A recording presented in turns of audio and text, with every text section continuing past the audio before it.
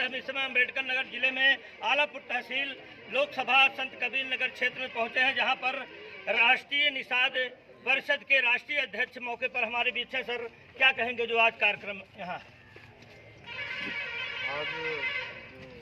हमारे निषाद पार्टी के राष्ट्रीय अध्यक्ष निषाद जी के निर्देश पर मैं यहाँ आया हूँ। हमारे यहाँ के आलापुर के प्रभारी हमारे देश के संगठन निषाद जी के बारे में यहाँ पर कार्यक्रम रखा गया था। आज निषाद पार्टी के सभी आलापुर के जितने भी हमारे वरिष्ठ कार्यकर्ता थे, चाहे ब्लॉक अध्यक्ष, चाहे अध्यक्ष, चाहे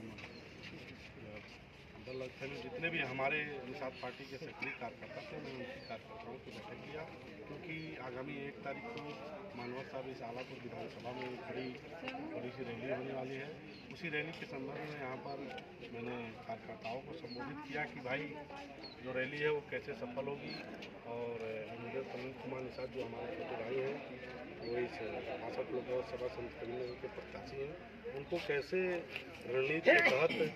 वो तो 19 में भी गए थे, लेकिन हम यहाँ से जो आलापुर का जो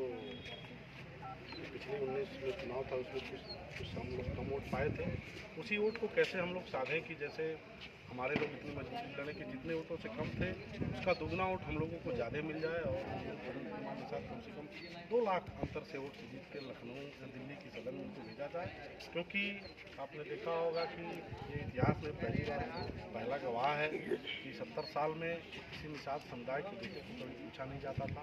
लेकिन हमारे अगुआ, हमारे मसीहा मानव डॉक्टर संजय कुमार निषाद जी ने ऐसा ज्ञान अर्जित किया, ऐसा ज्ञान उन्होंने पहले अपने आप को अर्जित किया, फिर ऐसा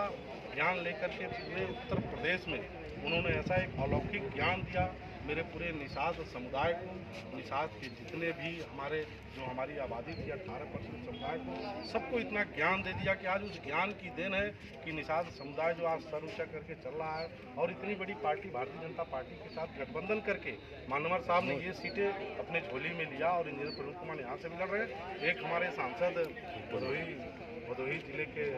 डॉक्टर विनोद बिंद जी भी लड़ रहे हैं, हम लोग 2 सीट लिए हैं, और जो भारतीय जनता पार्टी और निषाद पार्टी का जो तय है कि भाई हमें जीत चाहिए, जीत कैसे चाहिए, किस रणनीति के अनुसार चाहिए, ये मानवर साहब तय करते हैं, और उसी जीत के अनुसार यहाँ पर हम कमल के फूल पे लड़ रहे हैं, और कमल का फूल ये लखनऊ या दिल्ली की सदन में जाएगा। यहाँ की जनता पूरा मन बना लिया है कि फिर से इंजीनियर प्रवीण कुमार निषाद जी को दिल्ली की सदन में भेजना, क्योंकि विपक्षियों के पास कुछ रह नहीं गया है। आपने देखा होगा कि 70 साल तक यहीं जो है 25 साल तक सपा की सरकार थी, 20 साल तक बसपा की सरकार थी, कई सालों तक कांग्रेस की सरकार थी केंद्र में, लेकिन इन लोगों ने देश को खोखला कर दिया। कितनी यहाँ अराजकताएं रहती थी, कितनी यहाँ पर जो है कोई बाहर निकल के चल नहीं पाता था, जितनी यहाँ पर देखिए किसी गरीबों की ज़मीन हड़पी जाती थी, बहन बेटियाँ सुरक्षित नहीं थी, कोई भी आम आदमी की ज़मीन हड़प ली जाती। लेकिन जब से भारतीय जनता पार्टी और निषाद पार्टी मानवर साहब की रणनीति के तहत केंद्र में और उत्तर प्रदेश में ये सरकारें बनी हैं, तब से जनमानस में इतना चैन अमन के लोग जी रहे हैं कि ये जो मोदी जी की गारंटी है 400 पार, ये निश्चित ही योगी मोदी और डॉक्टर संजय निषाद जी इसको पार कराएंगे, और यहाँ से इतनी ऐतिहासिक जीत, इतनी ऐतिहासिक वोटों से इंजीनियर प्रवीण कुमार निषाद जी जीत के जाएंगे कि पूरे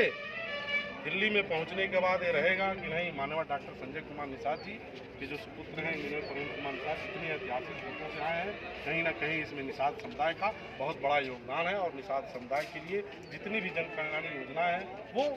धरातल पर उतरे। आपने देखा होगा कि जितनी भी जन कल्याण योजनाएं हैं मोदी जी की या योगी जी की, किसी के जात का भेदभाव करके नहीं दी गई हैं, सभी बिरादरी के लिए, यहाँ तक कि